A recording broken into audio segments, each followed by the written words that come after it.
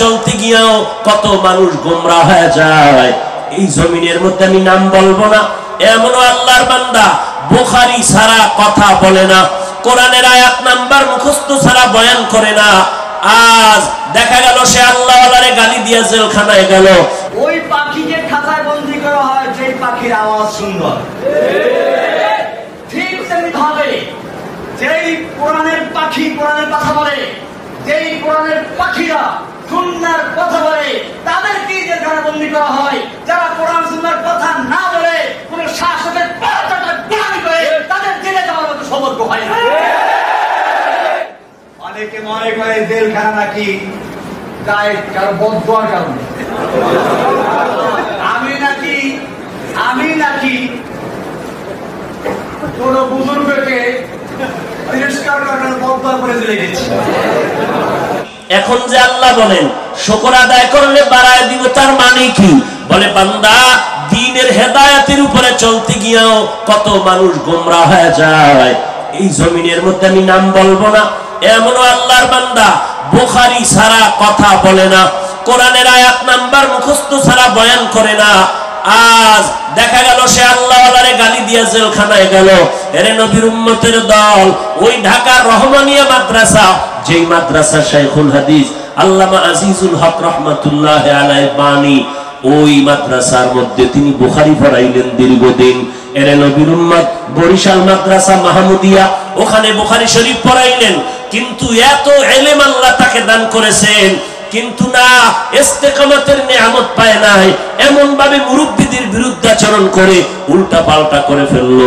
একদিন সিলেটে বয়ানে গিয়া কয় খাজা মঈনুদ্দিন গাঞ্জাখোর, সিলেটের মাজার গাঞ্জার মাজার। এমন ভাবে মুরব্বিদের বিরুদ্ধাচরণ করে উল্টা পাল্টা করে ফেললো। একদিন সিলেটে বয়ানে গিয়া কয় খাজা মঈনুদ্দিন গাঞ্জাখোর, সিলেটের মাজার গাঞ্জার মাজার। উল্টা পাল্টা আল্লাহওয়ালাদের বিরুদ্ধে উল্টা পাল্টা বক্তব্য দিল, উল্টা পাল্টা বক্তব্য দিল, উল্টা পাল্টা বক্তব্য দিল। আল্লাহ তার সীমা লঙ্ঘন করার কারণে ধরাশায়ী করে ফেললেন।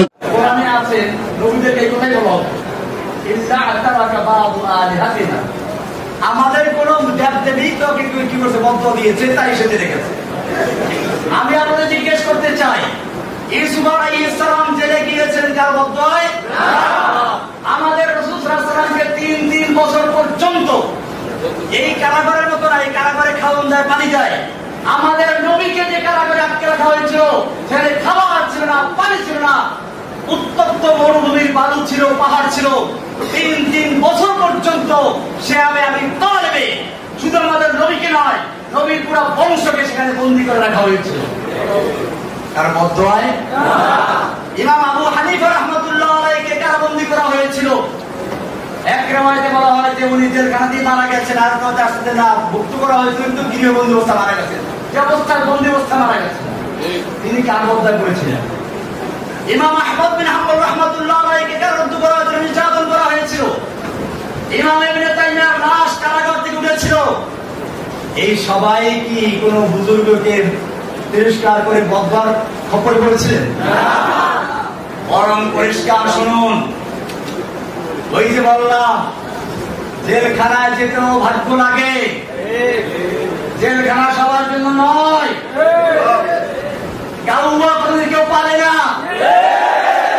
পারে ময়ূর, পারে তোতা পাখি, তার হয়তো রূপ আছে অথবা কি আছে, আছে।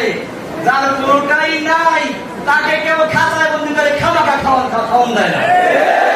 ঠিক তেমনি ভাবে যেই পাখির গলায়, যে আলেমের গলায় কোরআনের আওয়াজ থাকে না, যেই আলেমের গলায় একামতের দিনের কথা থাকে না, যেই আলেমের গলায় নাস্তিক মুরতাদদের বিরুদ্ধে কথা থাকে না, যে আলেমদের গলায় আল্লাহর জমিনে আল্লাহর দ্বীনকে বিজয়ী করার স্বপ্ন থাকে না, সেই আলেমদেরকে জেলখানায় নেওয়ার কোনো প্রয়োজন হয় না। সুতরাং পরিষ্কার হয়ে গেল, জেলখানায় যাওয়াটা একটা সৌভাগ্যের ব্যাপার। শাইখুল হাদিস ইবনে শাইখুল হাদিস আল্লামা মামুনুল হক ছাত্র জীবন থেকে আমার বন্ধু মানুষ, তাকে নিয়ে কি নাটক করেছিল আপনারা জানেন। আমি তো তাদেরই একজন সন্তান। আল্লামা আজিজুল হক রাহমাতুল্লাহি আলাইহি বাংলাদেশের প্রসিদ্ধ শাইখুল হাদিস, শাইখুল হাদিস তো আমরা অনেকেই আছি, কিন্তু এক কথায় শাইখুল হাদিস বলতে কাকে বোঝায়? আল্লামা শাইখুল হাদিস রাহমাতুল্লাহ আলাইহিকে দেখতাম যখনই কোনো এরকম ইসলামী কোনো কার্যকলাপ শুরু হয়ে গেছে, তিনি বলতেন আবু বকর রাদিয়াল্লাহু সেই মহান উক্তি, আয়ান কুসুদ্দিন ওয়া আনা হাই, দ্বীনের সামান্য ক্ষতি হবে আর আমি জীবিত থাকবো, এটা হতে পারে। তিনি ময়দানে ঝাঁপিয়ে পড়েছেন, তিনি বারবার জেলে গিয়েছেন, নির্যাতিত হয়েছেন।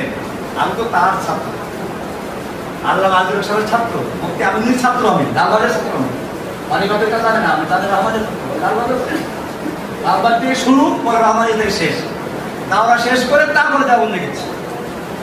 ভাইরা আমার, তাহলে কেন আমাকে কালামি করা হলো? স্পষ্ট বলতে চাই, আমি যখন প্রথম তাওহীদে দাওয়াত দিই, তখন আমাকে আহলে হাদিস বলে প্রচার করা হলো, তা দিয়ে কাজ হলো না। এরপরে হলো সবচেয়ে বড় অস্ত্র জঙ্গি। এই জঙ্গি শুধু আমাকে নয়, যেই কোন ইসলামের জাগরণ তৈরি করার মতো কোন প্রোগ্রাম নিয়ে মাঠে এসে তাকে জঙ্গি বলা হয়েছে। সুতরাং আমাদের পিছনে এখনো লাগা আছে। এখন থেকে যদি আমাকে বা অন্য কাউকে, যে কোনো আলেমকে যদি কোনো তকমা দেওয়া হয়, যদি কোনো রকম মত দেওয়া হয়, সেটা হোক মামুনুল হক, হোক হারুন ইজহার, হোক জসিমুদ্দিন রহমানি, হোক গুনবী, হোক আলী হাসান শামা, হোক রবিউল ইসলাম মাদানী, এরকম আরো যাদের নাম না জানা আছে, আপনারা প্রত্যেকটা আলেমের পক্ষে ঢাল হয়ে ইনশাআল্লাহ তাদের কথা বলবেন। তরবারি নিয়ে যুদ্ধে লেগে গেলেন। পূর্ণিমার চাঁদ যেরকম কালো মেঘের ভিতরে ঢুকে গায়েব হয়ে যায়, ঠিক তেমনি ভাবে এই আলোক উজ্জ্বল তরুণ যুবক তরবারি হাতে নিয়ে হাসি মুখে ঢুকছে, কাফেরদের ভিড়ে ঢুকে গেছে। সাহাবায়ে কেরাম বলেন, যুবক কোথায় যাচ্ছ? তুমি তো কাফেরদের ভিড়ে ঢুকে গেছো, ফিরে আসো। তিনি বলছেন, না, আমাকে যেতে দাও। তার ঠোঁটে রক্ত, মাথায় রক্ত, রক্ত ঝরছে, ঠোঁটে হাসি আছে, আমাকে যেতে দাও। আমি উহুদ পাহাড়ের দিক থেকে জান্নাতের সুগন্ধি পাচ্ছি। করতে করতে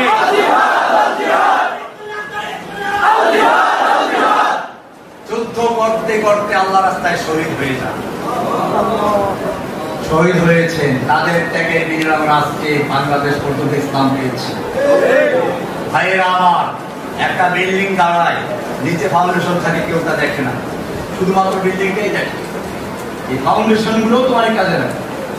আমি চাচ্ছি যারা বাংলাদেশের জমিনে দিন কায়েমের জন্য, নামের জন্য নয়, সোশ্যাল মিডিয়ায় তার প্রচারের জন্য নয়, শুধুমাত্র আল্লাহর জমিনে আল্লাহ দিন কায়েমের জন্য, আল্লাহকে খুশি করার জন্য যারা ইসলামের জন্য জীবন, এরকম একদল যুবকের প্রয়োজন আছে।